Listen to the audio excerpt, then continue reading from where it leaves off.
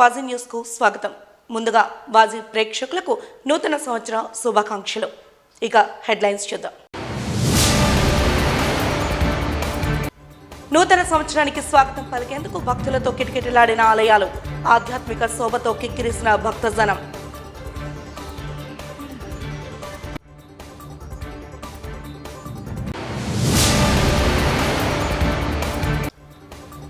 నూతన సంవత్సరం 2025 రాష్ట్ర అభివృద్ధికి స్వర్ణయుగమన్న కూటమి నాయకులు. సూపర్ 6 అమలుకు కృషి చేయాలని హితో పలికిన మాజీ మంత్రి గుడివాడ అమర్నాథ్.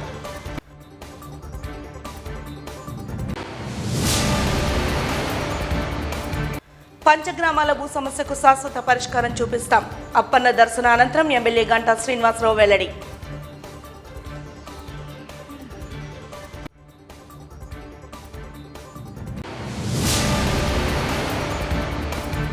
ఇక వివరాల్లోకి వెళ్తే ఆంగ్ల నూతన సంవత్సర దినోత్సవాన్ని పురస్కరించుకుని నగరంలోని శ్రీ సంపత్ వినాయక ఆలయం కోలాహలంగా మారింది. తెల్లవారుజామున 3 గంటల నుండి భక్తులు ఆలయం వద్ద బారులు తీరారు. నూతన సంవత్సరంతో కొనుగోలు చేసిన వాహనాలు, వస్తువులను విఘ్నాధిపతి వినాయకుడికి చూపించేందుకు ప్రత్యేక పూజలను చేసేందుకు ఆలయం వద్దకు భారీగా చేరుకున్నారు భక్తులు. ఆలయ అర్చక వర్గం స్వామిని ప్రత్యేక అలంకరణలో భక్తులకు దర్శనమిచ్చి రూపొందించారు. సాధారణంగానే ప్రత్యేక పర్వదినాల్లో భక్తుల రద్దీగా ఉండే సంపత్ వినాయక ఆలయం నూతన సంవత్సరాది కావడంతో మరింత ఆధ్యాత్మిక శోభను సంతరించుకుని ప్రత్యేక అభిషేకాలు, పూజలతో అలరారుతోంది.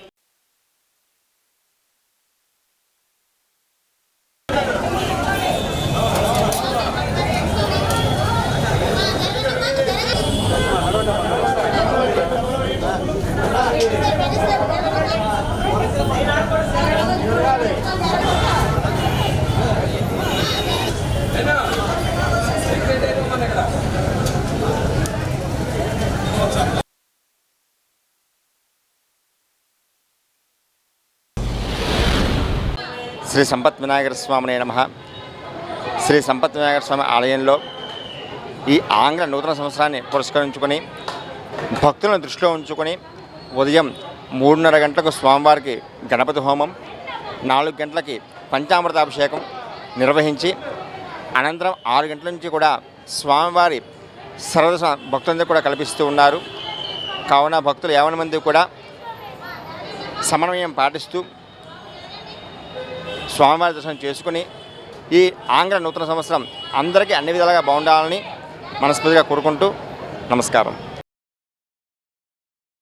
2025 నూతన సంవత్సరంలో ప్రభుత్వం ఇచ్చిన హామీలపై దృష్టి సారించి ప్రజలను సుఖ సంతోషాలతో పరిపాలించాలని మాజీ మంత్రి గుడివాడ అమర్నాథ్ ఆకాంక్షించారు. మద్దిలపాలెం వైఎస్ఆర్సీపీ పార్టీ కార్యాలయంలో నూతన సంవత్సర వేడుకలను ఘనంగా నిర్వహించారు. ఈ సందర్భంగా కేక్ను కట్ చేసి సంబరాలు చేసుకున్నారు. అనంతరం మాజీ మంత్రి గుడివాడ మీడియాతో మాట్లాడుతూ విద్యుత్ బిల్లుల పెంపుతో ఇప్పటికే ప్రజల గుండెల్లో ఆర్థిక భారాలను మోపిన కూటమి ప్రభుత్వం ఇకనైనా ప్రజల కష్ట నష్టాలను బేరీజ్ వేసుకుని వాటి తగ్గింపుపై దృష్టి సారించాలని కోరారు. అదేవిధంగా అధికారం కోసం ఇచ్చిన హామీలను నిలబెట్టుకునేందుకు నూతన సంవత్సరంలో కృషి చేయాలని సూచించారు. కార్యక్రమంలో ఎమ్మెల్సీ వారూదు కళ్యాణి, ఇతర వైఎస్ఆర్సీపీ నాయకులు పాల్గొన్నారు.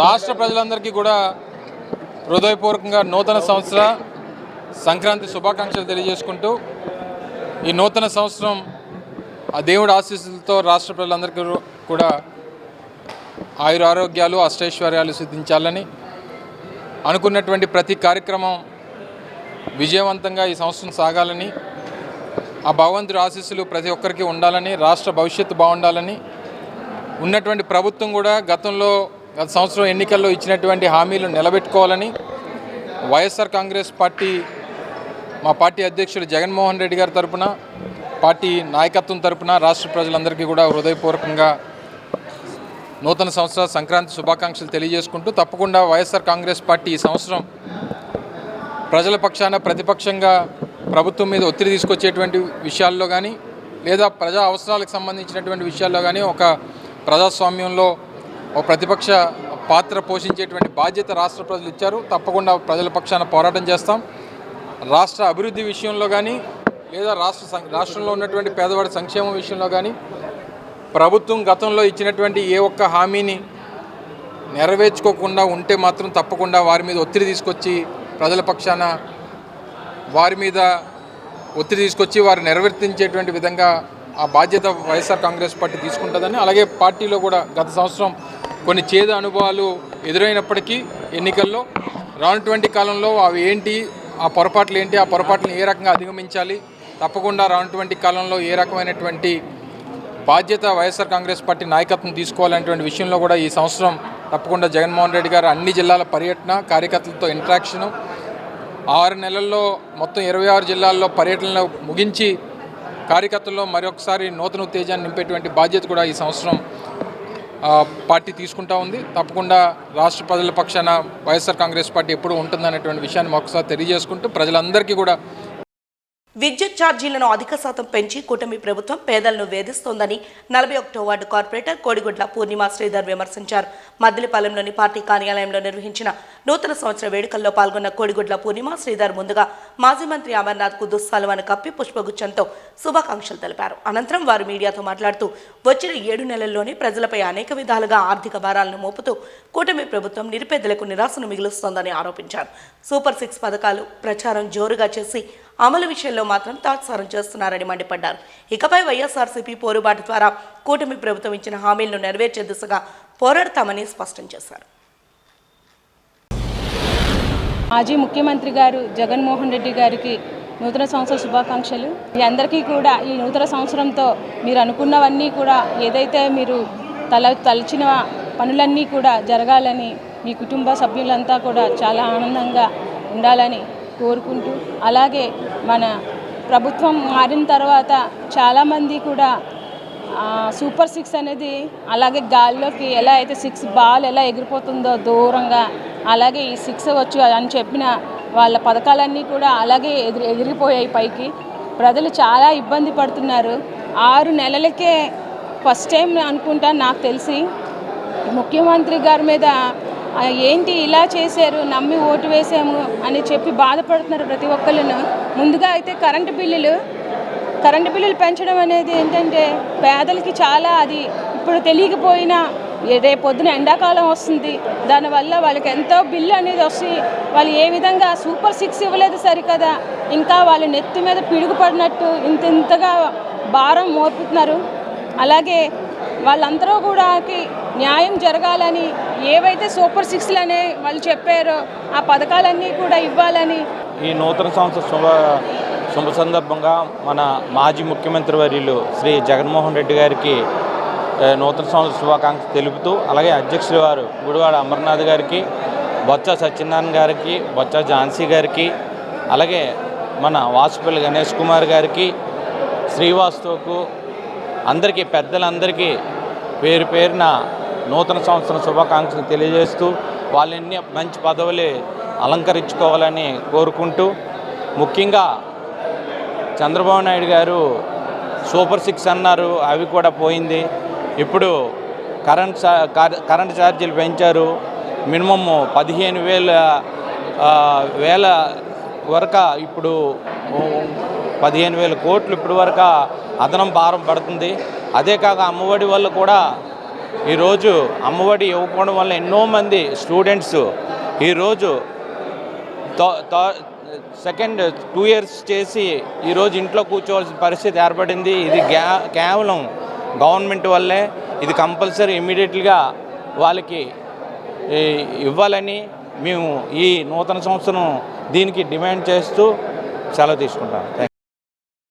రాష్ట్రంలో అభివృద్ధి సంక్షేమం సరిసమానంగా ముందుకు సాగే విధంగా ముఖ్యమంత్రి నారా చంద్రబాబు నాయుడు సారథ్యంలో ఉప ముఖ్యమంత్రి పవన్ కళ్యాణ్ సహకారంతో పాలన సాగుతోందని ఉత్తర నియోజకవర్గం జనసేన మహిళా నాయకురాలు పసుపులేటి ఉషా కిరణ్ అన్నారు. నూతన సంవత్సరాన్ని పురస్కరించుకుని పార్టీ కార్యాలయంలో సంబరాలు చేసుకున్నారు. అనంతరం వారు మీడియాతో మాట్లాడుతూ మహిళల అభివృద్ధికి కూటమి ప్రభుత్వం పెద్దపీట వేస్తోందని తెలిపారు. స్వయం ఉపాధికి అనేక కార్యక్రమాలను ప్రోత్సహిస్తున్నామని తెలిపారు. 2025 సంవత్సరం మహిళా సాధికారత సంవత్సరంగా నిలిచిపోవాలని ఆకాంక్షించారు.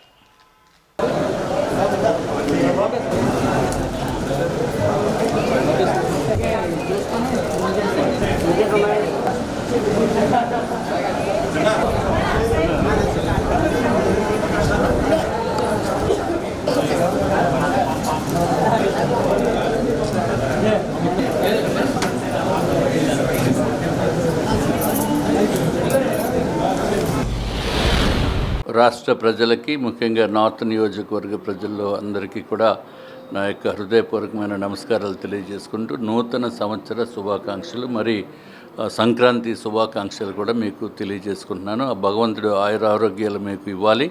అట్లాగే రాష్ట్ర భవిష్యత్తు కూడా బంగారు భవిష్యత్తుగా మారబోతోంది. చంద్రబాబు నాయుడు గారి ఆధ్వర్యంలో, పవన్ కళ్యాణ్ గారు సహకారంతో, కేంద్ర ప్రభుత్వ నరేంద్ర మోడీ గారి సహకారంతో కూడా ఆంధ్ర రాష్ట్రానికి మంచి భవిష్యత్తు ఇప్పుడు రాబోతోంది. తప్పనిసరిగా ప్రతి ఒక్కరికి కూడా సుఖ సంతోషాలు ఉండాలి అని మనస్ఫూర్తిగా నేను కోరుకుంటున్నాను. నిరుద్యోగులకు కొత్త సంవత్సరం స్వర్ణయోగమేనని కూటమి లక్ష్యం అదేనంటూ విప్ వేపాడ నిరుద్యోగులకు పిలుపునిచ్చారు. నిరుద్యోగులకు 2025 స్వర్ణయోగం కావాలన్నదే కూటమి ప్రభుత్వ లక్ష్యం అంటూ ఆయన స్పష్టం చేశారు. బుధవారం జిల్లా తెలుగుదేశం పార్టీ కార్యాలయంలో జరిగిన విలేకరుల సమావేశంలో ఆయన మాట్లాడుతూ రాష్ట్రంలో 15 నుంచి 20 లక్షల మంది నిరుద్యోగులు పోటీ పరీక్షలకు సన్నద్ధమవుతున్నారని తెలిపారు. చంద్రబాబు ముఖ్యమంత్రిగా పదవి బాధ్యతలు చేపట్టిన తర్వాత మొదటి సంతకం డిఎస్సిపై పెట్టారని తెలిపారు. ఎస్సీ వర్గీకరణ వల్ల డిఎస్సి నోటిఫికేషన్ రావడానికి ఆలస్యమవుతోందని తెలిపారు. జనవరి చివరిలో కానీ ఫిబ్రవరి మొదటిలో కానీ డిఎస్సి నోటిఫికేషన్ వస్తుందని స్పష్టం చేశారు. నిరుద్యోగులకి, ఉద్యోగులకి, సైనికుల్లా పనిచేసే పార్టీ శ్రేణులకి, నాయకులకి, రాష్ట్ర ప్రజలకి, మీడియా మిత్రులకి అందరికీ పేరు పేరున నూతన సంవత్సర శుభాకాంక్షలు.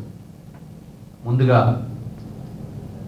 ఈ నూతన సంవత్సరం సందర్భంగా గవర్నమెంట్ విప్గా నాకు సేవ చేసే అవకాశాన్ని కల్పించిన గౌరవ ముఖ్యమంత్రి చంద్రబాబు నాయుడు గారు, ఉప ముఖ్యమంత్రి పవన్ కళ్యాణ్ గారు, హెచ్ఆర్డి మినిస్టర్ లోకేష్ బాబు గారికి నా ధన్యవాదాలు తెలియజేసుకుంటున్నాను.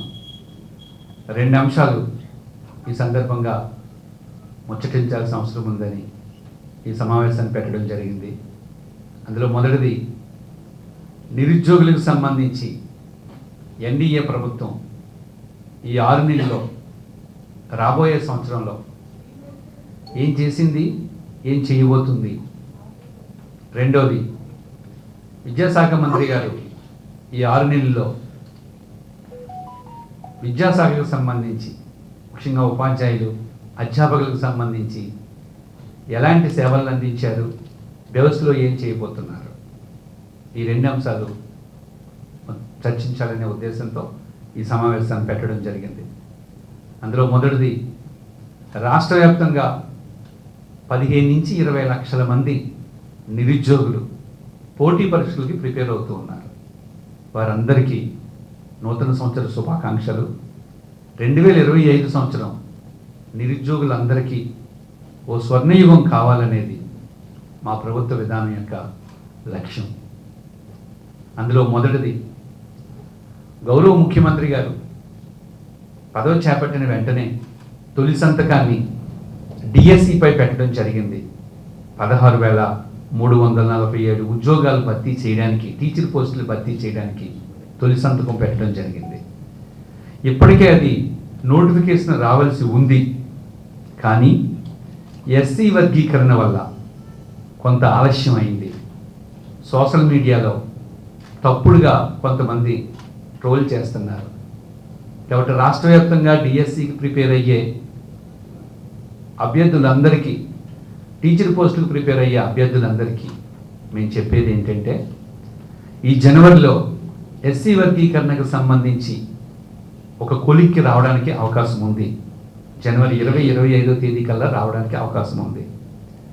అది వచ్చిన వెంటనే జనవరి ఎండింగ్లో కానీ ఫిబ్రవరి తొలినాలలో కానీ డిఎస్సి నోటిఫికేషన్ ఇవ్వడం జరుగుతుంది.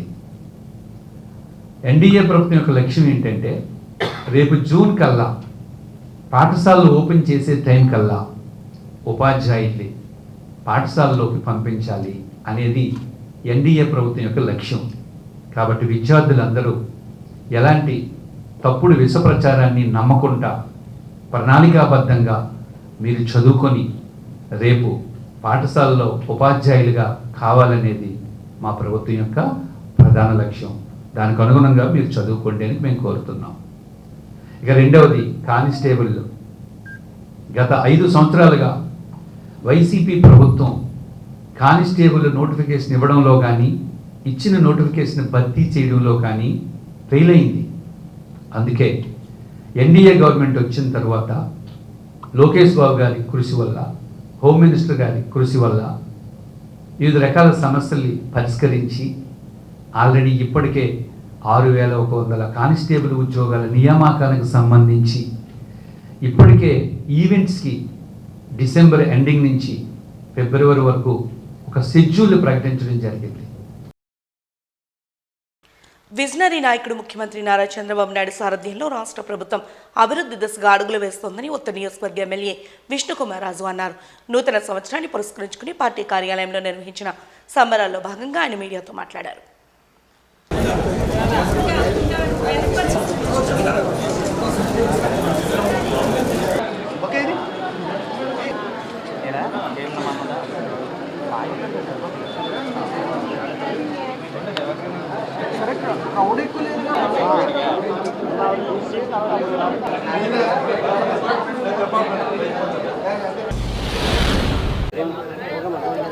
కూటమి ప్రభుత్వం ఏర్పడిన తర్వాత వచ్చినటువంటి మొట్టమొదటి ఆంగ్ల నూతన సంవత్సరం ఇది. మరి రాష్ట్ర వ్యాప్తంగా ప్రతి ఒక్కళ్ళు కూడా ఎంతో సంతోషంతో ఒక పండగ వాతావరణంలో ఈరోజు సెలబ్రేట్ చేసుకుంటున్నటువంటి పరిస్థితి. అభివృద్ధితో పాటు సంక్షేమ పథకాలు అన్నీ గత 6 నెలల నుంచి ఏ రకంగా అభివృద్ధి చేస్తున్నారు, ఈ రాష్ట్రం ఏ రకంగా అభివృద్ధి చెందుతుందని ప్రతి ఒక్కళ్ళు కూడా గమనిస్తున్నటువంటి పరిస్థితి. తప్పనిసరిగా మరి ఈ నూతన సంవత్సరంలో ప్రతి ఒక్కళ్ళు ఆయుర ఆరోగ్యాలతో, ఐశ్వర్యంతో, ఆరోగ్యంతో మెలగాలని కోరుకుంటూ మరింత ఉన్నత స్థితికి ప్రతి ఒక్కళ్ళు చేరుకోవాలని జనసేన పార్టీ తరఫున, పవన్ కళ్యాణ్ గారి తరఫున కోరుకుంటున్నాం. నూతన సంవత్సరం 2025 శుభాకాంక్షలు తెలుపుతూ విశాఖపట్నం వాసులకు తెలిపారు విఎంఆర్డీఏ చైర్మన్ ప్రణవ్ గోపాల్. నూతన సంవత్సరాన్ని పురస్కరించుకుని విఎంఆర్డీఏ సిరిపురం కార్యాలయంలో ఆయన మాట్లాడారు. రాష్ట్రంలో కూటమి పాలనతో నూతన సంవత్సర శోభ సంతరించుకుందని ఆనందాన్ని వ్యక్తం చేశారు. నిరుద్యోగులకు ఉపాధి కల్పన, నగర అభివృద్ధి, బడుగు బలహీన వర్గాల సంక్షేమం అన్నింటినీ నిర్వహించేందుకు ప్రభుత్వం సన్నద్ధమవుతోందని తెలిపారు.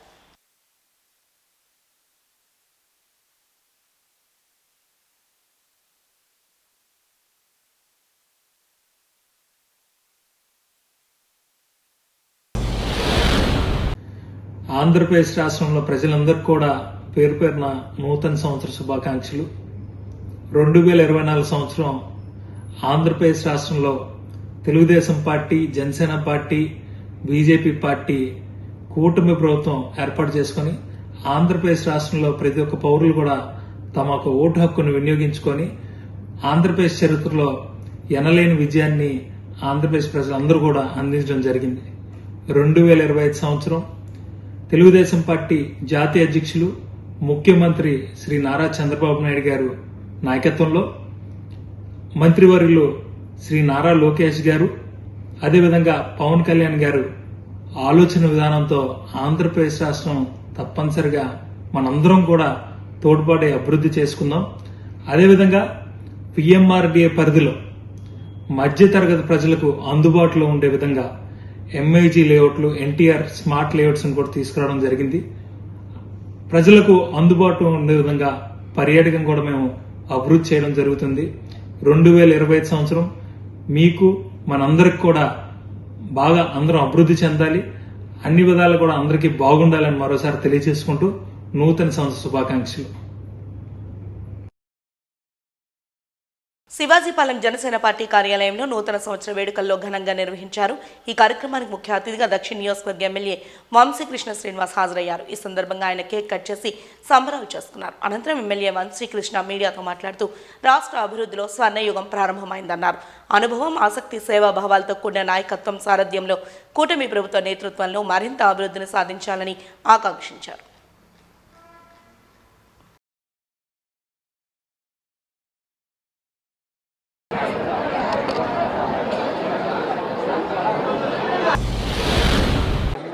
రాష్ట్ర ముఖ్యమంత్రులు శ్రీ నారా చంద్రబాబు నాయుడు గారికి, అలాగే ఉప ముఖ్యమంత్రులు శ్రీ పవన్ కళ్యాణ్ గారికి, రాష్ట్ర మంత్రులకు, ఎమ్మెల్యేలకు, రాష్ట్ర ప్రజలకు, నాతో పాటు ఎమ్మెల్యేలందరికీ, ముఖ్యంగా విశాఖపట్నం ప్రజలకు, అందులో సౌత్ ప్రజలందరికీ కూడా ఈ నూతన అద్భుతంగా ఉండాలని, ఎటువంటి ప్రకృతి వైపరీత్యాలు రాకుండా ఆ దేవదేవుడు కాపాడాలని, ఈ రాష్ట్ర అభివృద్ధి పనులు నడవాలని ముఖ్యమంత్రి గారు, ఉప ముఖ్యమంత్రి గారు అద్భుతంగా పరిపాలిస్తూ ఉన్నారు.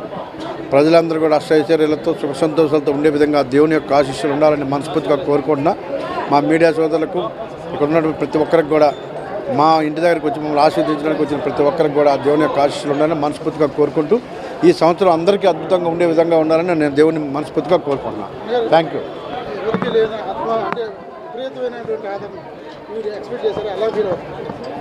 ఇది ప్రతి సంవత్సరం ఉండేదే. అందరి యొక్క అభిమానం ఉండడం అనేది ఆ దేవుడు ఇచ్చినటువంటి గిఫ్ట్గా భావిస్తూ ఉన్నా. భవిష్యత్తులో ఇంకా సేవ చేసే విధంగా ఆ దేవుని యొక్క ఆశీస్సులు ఉండాలని కోరుకుంటున్నాను. ఉత్తరాంధ్ర ఆరాధ్య దైవం కొంగు బంగారు శ్రీ శ్రీ కనక మహాలక్ష్మి అమ్మవారి ఆలయంలో నూతన సంవత్సరాన్ని పురస్కరించుకుని ఆలయ వర్గం ప్రత్యేక దర్శన పూజా కార్యక్రమాలను ఏర్పాటు చేశారు. నూతన సంవత్సరంలో తొలి దర్శనం అమ్మవారిని పూజిస్తే సర్వ సౌభాగ్యాలు కలుగుతాయనే నమ్మకంతో భక్తులు తెల్లవారుజాము నుండి అమ్మవారికి ప్రత్యేక అభిషేకాలు నిర్వహించారు. తెల్లవారుజాము నుండి భక్తులు క్యూ లైన్లలో వేచి ఉండి అమ్మవారి దర్శనాన్ని చేసుకున్నారు.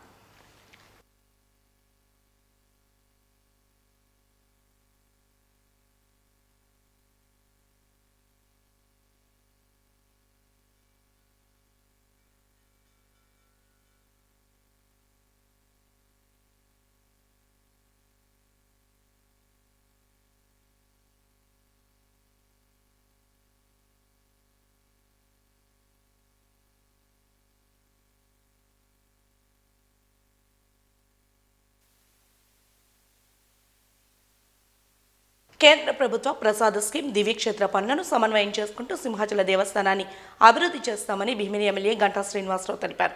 బుధవారం సింహాచలం శ్రీ వరాహలక్ష్మీ నరసింహస్వామిని దర్శించుకున్న అనంతరం తనను కలిసి మీడియాతో మాట్లాడుతూ సింహాచలేశ్వరి దర్శనం కోసం వచ్చిన భక్తులు ఒకరోజు కొండపై గడిపేలా సౌకర్యాలను కల్పించడానికి ప్రణాళిక రూపొందిస్తున్నామన్నారు.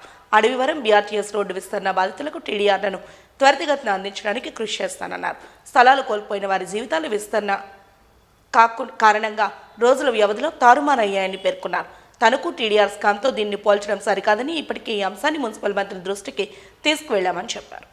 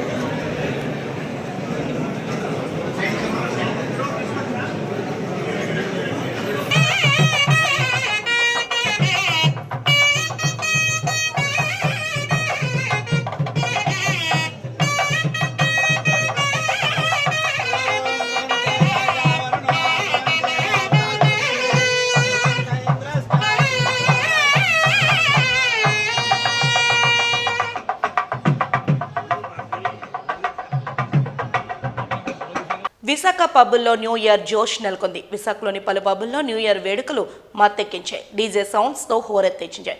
మంగళవారం రాత్రి 10 గంటలకు ప్రారంభమైన వేడుకలు అర్ధరాత్రి వరకు కొనసాగాయి. విశాఖలోని పలు పబ్బుల్లో యువత చిందులు వేశారు. ప్రత్యేక ఆఫర్లతో పబ్ నిర్వాహకులు కూడా నగరవాసులకు ఆహ్వానం పలకగా గ్రాండ్ సెలబ్రేషన్స్ని నిర్వహించారని చెప్పొచ్చు.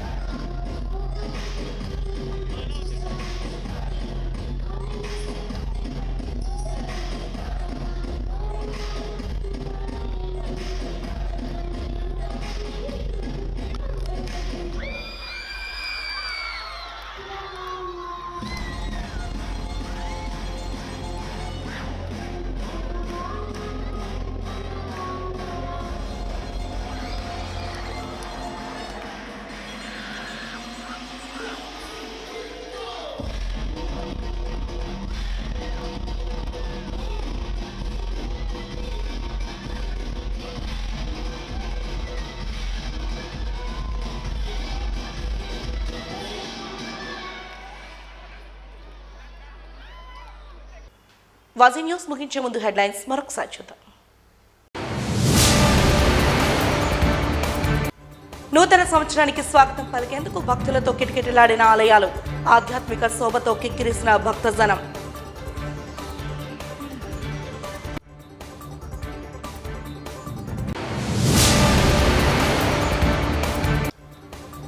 నూతన సంవత్సరం 2025 రాష్ట్ర అభివృద్ధికి స్వర్ణయుగమన్న కూటమి నాయకులు.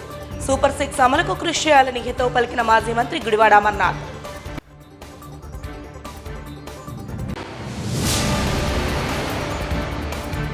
పంచగ్రామాల భూ సమస్యకు శాశ్వత పరిష్కారం చూపిస్తాం. అప్పన్న దర్శనానంతరం ఎమ్మెల్యే గంటా శ్రీనివాసరావు వెల్లడి.